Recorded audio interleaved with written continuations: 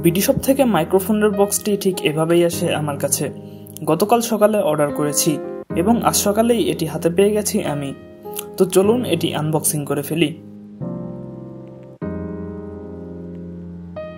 Box খুলে প্রথমে একটি ইনভয়েস পেয়ে গেলাম।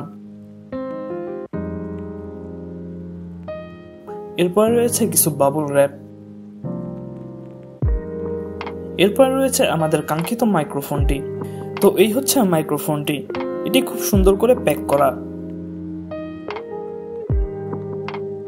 এবং সবশেষে ফুল পেমেন্ট করে অর্ডার করায় বিডি শপের পক্ষ থেকে ছোট্ট একটি গিফট রয়েছে।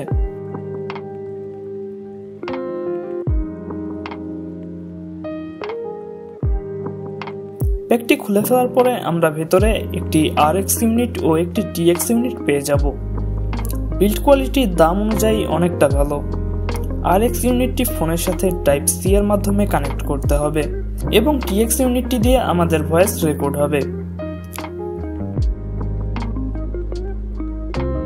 এরপরে চার্জিং কেবল আছে, যেটি দিয়ে একই সাথে এই RX এবং TX দুইটি ইউনিট চার্জ করা যাবে।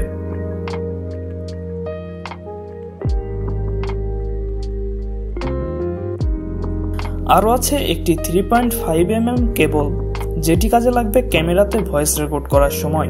আর ফোনের সাথে কানেক্ট করার জন্য রয়েছে একটি type C to type C cable. User ম্যানুয়ালটি চাইনিজ এবং ইংলিশ উভয় ভাষাতেই লেখা। তো চলুন এখন দেখে নেওয়া যাক এর ভয়েস কোয়ালিটি কেমন।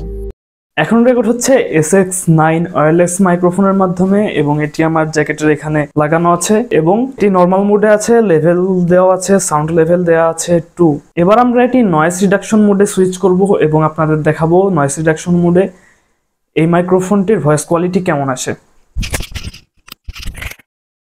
তো এখন রেকর্ড হচ্ছে SX9 ওয়্যারলেস মাইক্রোফোনের মাধ্যমে এবং এখন এটি নয়েজ রিডাকশন মোডে আছে। তো আপনারা শুনতে পাচ্ছেন নয়েজ রিডাকশন মোডে এটির সাউন্ড কোয়ালিটি কেমন হচ্ছে। এখন আমরা এটি ইকো মোডে সুইচ করব এবং আপনারা শুনতে পারবেন ইকো মোডের সাউন্ড কোয়ালিটি কেমন হয়। আমাদের মাইক্রোফোনটি এখন আছে ইকো মোডে এবং ভলিউম লেভেল দেওয়া আছে 2। তো আপনারা দেখতে পেলেন ইকো মোডে কেমন হয়।